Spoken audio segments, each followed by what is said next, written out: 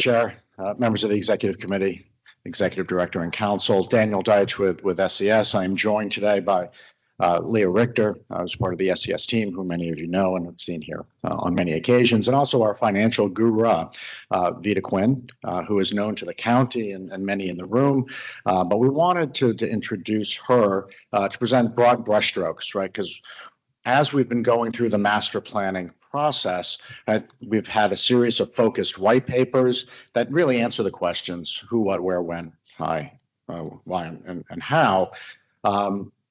The Task 6 white paper that provided some recommendations on the where question is in your hands, and I'll encourage you to provide feedback to the executive director as soon as possible, because it is important for us as we wind down this project.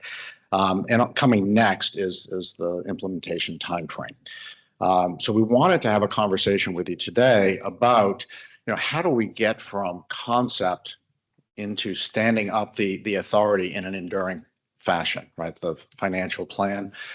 As we have learned through our conversations, the need for the authority to own facilities in the short run isn't really there. The infrastructure, based on the feedback that we received at our last workshop and the work that we've done, we know that the infrastructure is there, right? The waste is being collected and managed today. What we really want to focus on is the education and outreach, which I think was a common theme that we're hearing from you and from the community and the business interests. Yet still, we need a financial plan so that the authority can be self-sustaining as we go through this transition of approaching solid waste management individually within your respective communities, to leveraging that infrastructure and the economies of scale that the waste stream provides the opportunities. So Vita's been involved in the project really since its inception, and we wanted her to sort of paint the landscape of how we're going to be phasing in and what those revenue streams may be. And all of this will be sort of captured in the master plan, but wanted to whet your appetite. And with that, I'll invite my colleague Vita to share her thoughts with you. All right, great. Vita Quinn, Director of Management Services for SES. Maybe just move the mic just up a little bit so that the millions at home can hear you. Perfect. Go ahead. I'm familiar with most of you over the last couple of years in Zoom calls, first time here in the flesh, and believe me, I'm as disappointed in that as you are.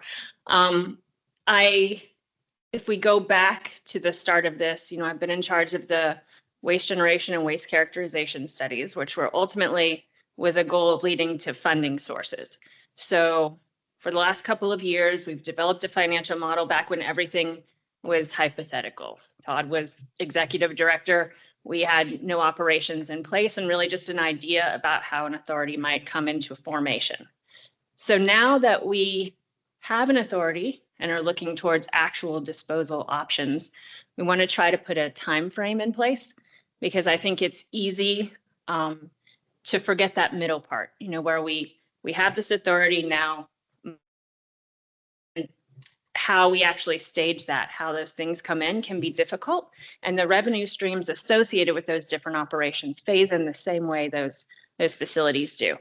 So I know you've seen the white paper. If you're anything like me, I'd prefer it in bullet points and pictures, which is what I've tried to do here.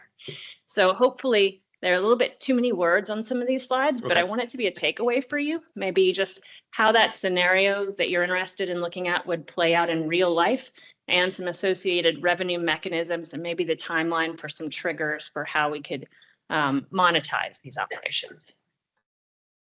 So just so you know the responsibility within this room, you do have the authority within the authority to approve the revenue and expense budget, and to be able to really determine the revenue mechanisms, the rates and fees associated with the operations. So it is important that we have this conversation.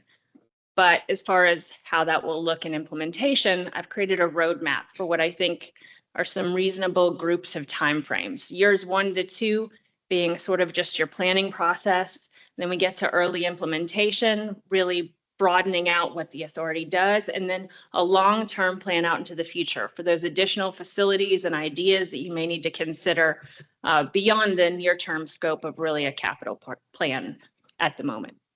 So again, years 1 and 2, really talking about planning and outreach. Obviously, you're working on staffing the authority. There are some coordination to be done among the communities and to really start considering what are the facilities that we want to begin to design. These, as you can see, are really administrative tasks at this point. And I know that all the member communities have been contributing, so everybody's pretty anxious to find out what can we do to take the burden off of the individual communities. And so without bringing flow control into it, which is going to be another conversation that the attorneys will have, just understand that the better control you have over the flow within the county, the more reliable your revenue stream will be, and the more predictable it will be. But with that said, you have the ability to look at mechanisms such as host fees, which is essentially a fee paid per ton, but for operating a facility within the county. In addition to tipping fee surcharges, which is really the same thing in terms of it's a fee per ton, but that could be an ongoing thing just at all of the facilities, a different way to consider a revenue stream that's not necessarily tied to disposal or to your control over the disposal of waste. It's an amount that can be paid to the authority that you can use to create different programs, to get through this RFP process, to do different things. There's a timeline to even get those kind of fees and surcharges implemented. So it's worth considering which of those ideas you're interested in, and to really begin to consider the process to get those surcharges or host fees implemented. There's also an education component to this. You're going to want to get buy-in from all the different communities. So again, early implementation involves really working together to consider the participation of the communities, the programs that you want to implement, and the standardization that you're going to expect once you have facilities running. You can also begin to now, once the master plan is complete, consider the immediate facilities that you want to begin to construct. It is very likely that that would be an organics processing facility and at least a couple of drop-off sites. So beginning the RFP process for that, looking at siting selection. And again, these can be paid for within any of those fees that you have available at this point. Now, when we get to early implementation, we may have the ability to expand that revenue stream. So once you actually construct a facility, now you're probably going to construct that with the use of bonds and of some kind, revenue bonds likely, and you can pay for those through a non-ad valorem special assessment. And once you have facility operations, there's potential to pay for some of that through those assessments as well, in addition to whatever fees you may be able to charge for services. In addition to, again, any of those other user fees or per ton surcharges that we had discussed. Now, the non-ad valorem special assessment, just so we bring this back, has to do with that waste generation study that we've completed, meaning that that's the mechanism that you would use to find that special benefit for the disposal services. And that would be the basis for being able to charge those fees to every parcel within the county. Can I ask for something? Oh, please. Is this is what Palm Beach is doing at that part, right? The non-ad valorem, Yes. Yeah. When they tack onto every single piece of property, like $187 or something like that? Correct. Okay, just make sure.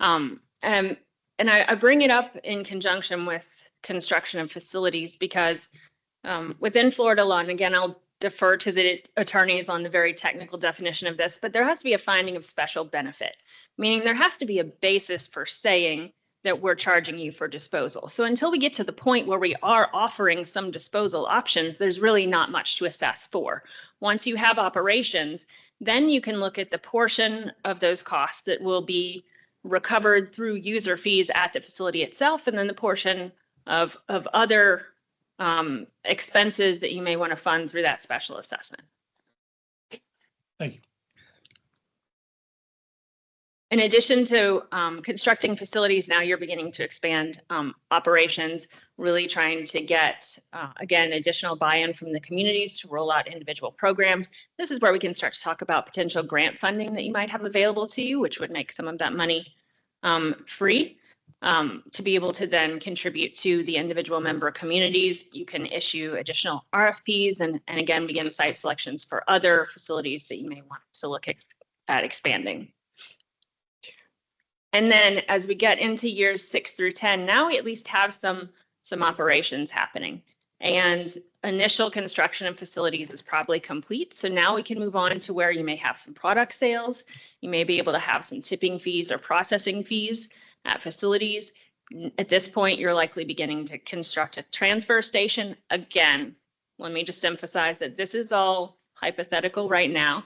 This is a conceptual timeline. The master plan is not even complete. So I'm just giving you my thought process on how things might look and how you would begin to just look at different revenue mechanisms. Just want to caveat everything. One moment, Member Matera-Bond. Thank you so much. And I do appreciate your thought process.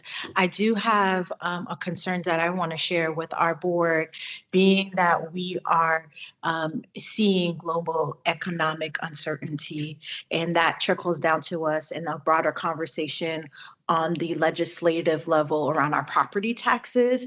I'm concerned, how are we going to leverage our those dollars, the bond dollars, to be able to implement this. So I want to make sure that we're thinking about creative ways to find various sources of income or funding for us to be able to roll out whatever decision we decide to.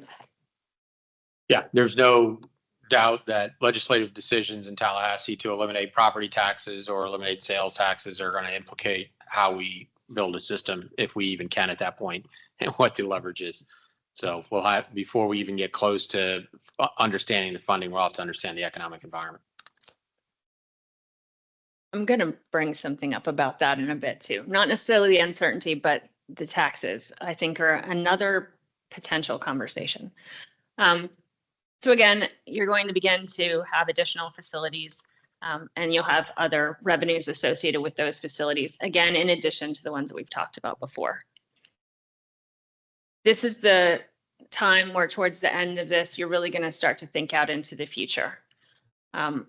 Going forward then into years 10 to 15 is when you really are going to begin to implement some of those future plans and to really consider long-term, what are your disposal alternatives? I understand that there may not necessarily be an interest in constructing another landfill, but if so, then what are the waste disposal alternatives? If there are other sites needed, where are the locations of these things? How can we reasonably plan for them so that we are ready when it becomes time, when the existing facilities are no longer sufficient to serve growth? So with all that said, these are some of the revenue mechanisms we talked about. The one in addition, what I was mentioning is that there is the potential for a dedicated tax. Again, I would defer to the attorneys on how this would work, but in many communities, there is potentially a dedicated millage that is associated with solid waste services. I do not know how that would look here or if that would be a potential here, but it's worth considering in addition to some of those other things. Remembering, of course, that the difference in a tax and a non-ad valorem special assessment, non-ad valorem, not according to value, it's according to benefit. So parcels are charged according to services that are received or an allocation of benefit from services provided within the community, whereas a tax is just according to the value of a home. It's really just asking everyone in the community to contribute to operations. So there may be different reasons that you would want to leverage different things. You know, some maybe overarching administrative tasks could be considered, or education, outreach, things like that could be considered under a more broad revenue stream. Whereas again, a special assessment, you're really looking at the benefit provided. So I will stop talking and see if anyone has any questions. All right, any questions? First, let's make sure that this deck is provided to all the members who weren't here today, and I would consider we need to probably include this in the governing board workshop presentation. That'll be the next best opportunity to explain what we're looking at, because I think that's going to be a lot of questions on it, separate from what we're planning to do, but to give people a sense of what's coming. We can certainly talk about that at the next executive committee meeting, but I think that this is a discussion that has to be had at the governing board level as well. Member Vice Chair. Thanks. This is real helpful. Thank you. Because Thank this is, well, for me, I've always been wondering, how do you pay for all this stuff?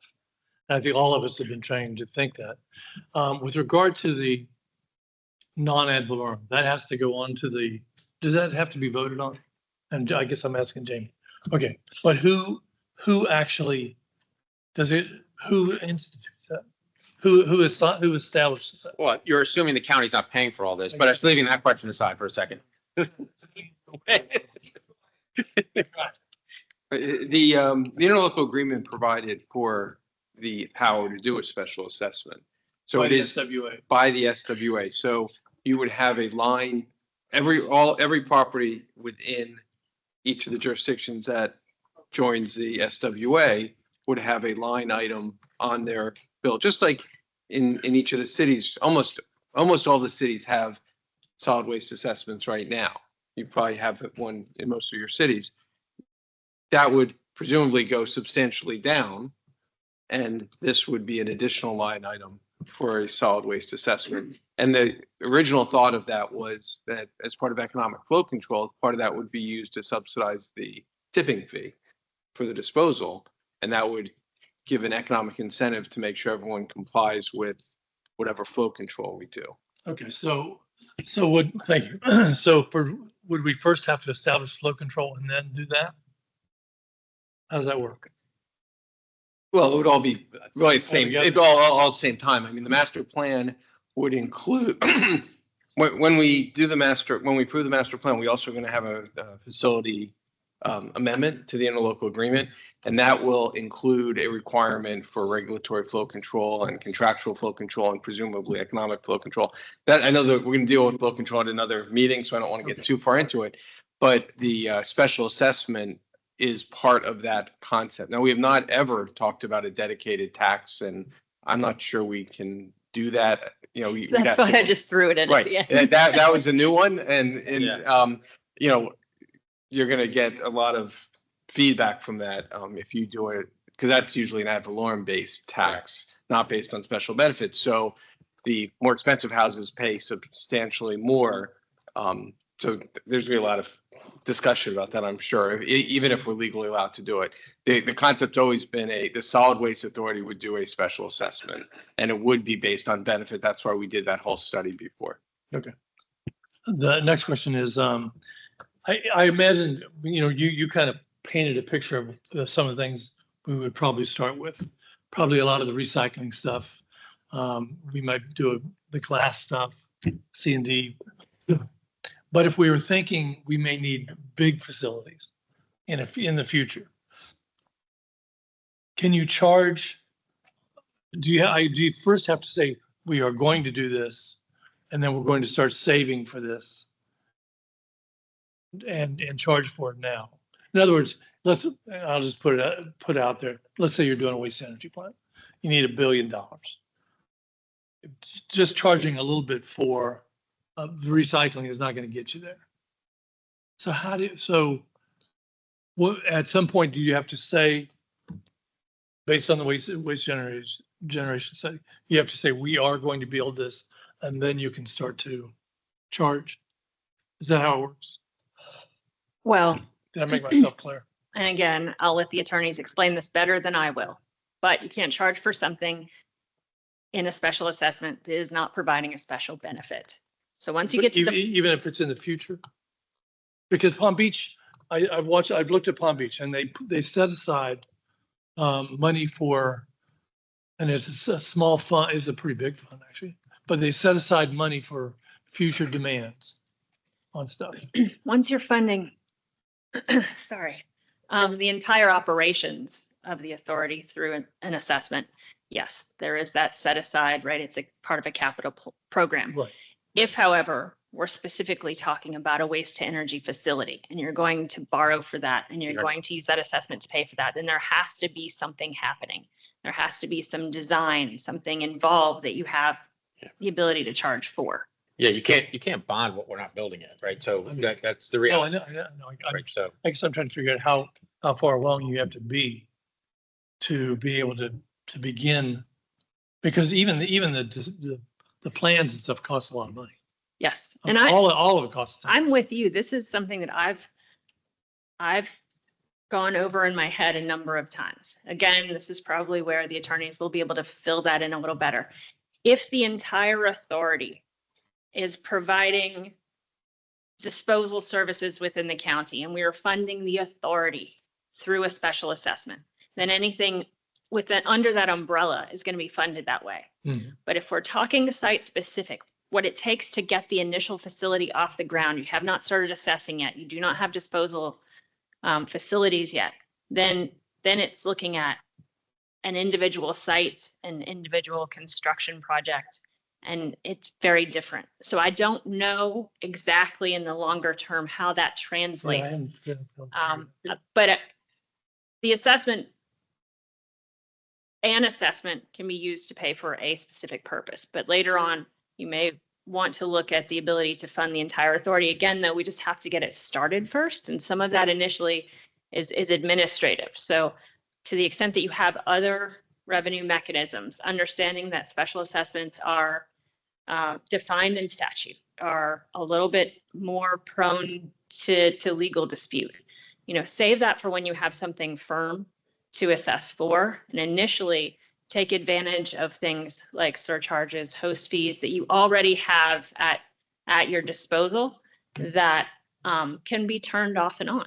I mean, what you can have a surcharge and it can be temporary until you can get some of those other revenue streams started. all right, member right now. Just briefly, I guess, really for the future, thank you for this. I think this is extraordinarily effective. I just think we should also, parsec out a little bit, acquisition cost on a fiscal level, in both either land or assets, right? I just see that as very relevant to this, right, in the future. But I think, two of the things that I don't want to say didn't see, but maybe didn't think about for today's meeting is the potential of land acquisition cost or asset acquisition cost for the authority. So just as food for thought for the future, thank you very much. I think this is very effective. Yeah, I mentioned siting in there, and that's kind of within the initial siting, and then there is that acquisition part of it. Within the financial analysis we had done before, there was some of those assumptions. A lot of the facilities, it was assumed that the county has some existing sites that you would begin with, but that's a really important part of the process, in particular if there might be some dispute over whether facilities could be constructed in certain areas and regarding community. So tradition, in the lawyer side of me, it says there's traditionally special benefit when entities are able to purchase land for that. It could traditionally fall under that criteria, as opposed to, like, being to your comment of building a waste energy facility. You can get we're allowed to purchase, and that meets the criteria traditionally. And just in my experience, I would defer to Jamie on that, he's the lawyer on here. There's too many lawyers on here already, but I would defer to the real lawyer on here on that issue, Chair, because I think however we break it down fiscally to fund, there can be special benefit in terms of purchasing asset and purchasing land. So they've traditionally met the criteria for those two. That was my only feedback. So thank you for the clarification. Okay, thank you very much. Daniel, you want to add anything? Yeah, reminder, please review the memo that was sent out. There's another one coming. So When? we are hoping it'll be. Okay, perfect. All right, thank you very much. Thank you for the presentation. And I know there's a lot of discussion and work to do, but it was a great overview. Do we have those slides coming to us? Yeah. We have some upcoming meeting dates to discuss. May 16th will be our May Executive Committee. I will not be here, Mr. Chair. May 21st is the Governing Board and Executive Committee Workshop. It is possible we could combine those meetings depending on what the agenda looks like for the Executive Committee. That's subject to the next Executive Committee meeting. We have that discussion then. And then the plan is to start in June with some master outreach programs. Is that correct, Todd? Yes, 10-4. What we're looking for the May 21st Governing Board / Executive Committee Workshop is the draft presentation. The draft presentation will be done by then. It'll be done by the week prior. We have a commitment from SES. We'll get that out. We would like to be able to talk at some length at the executive committee meeting for an introduction, because it will be available then, but then to be able to go through at that workshop some much more detail with regards to the draft master plan as we prepare for the outreach meetings, the 4 outreach meetings that were part of the original agreement. And those are scheduled tentatively between June 9th and June 18th. We'll talk more about the schedule next week at the executive committee meeting. Okay. Any Yeah. questions? And I will not be here for the 18th meeting. But Steve Geller will be. Oh, you mean for the June? We're talking No, about- I'm talking about for the April. April, okay, Okay. And you're not here on May 16th? correct. Okay. And if I may, just as a reminder, we have the Florida League of Cities the second week in August where we have a tentative meeting scheduled. So I just want to make sure to keep that in the hopper that we address that one, because I know a majority of us will be up in Orlando for that. All right, let's get that on the agenda. for And, sure. and also, if you want, one of the Miss Vester, who is here from the North Broward Prep School, these are not gifts to elected officials. These are items to give to your staff. She left with me. Let's be very clear here, not a gift. It's to your staff. These are actually biodegradable bags that the city of Coconut Creek gives away. So not your typical canvas or reusable bags. These are biodegradable, and if you wash them over 100 times, they disappear. So please take it to your staff, give it to your PIO, whoever's in charge of some of these items, Your sustainability officer, yeah. your sustainability officer, whoever it is, and bring it up at your next commission meeting. I have them up here for whoever wants them. Okay.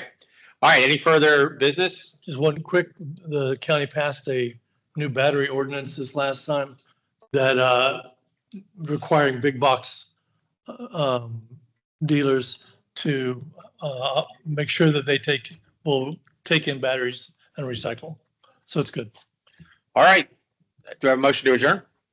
Motion by member Rydell, second by member Matera. All in favor, say aye. All right, adjourn. That was good. What happened?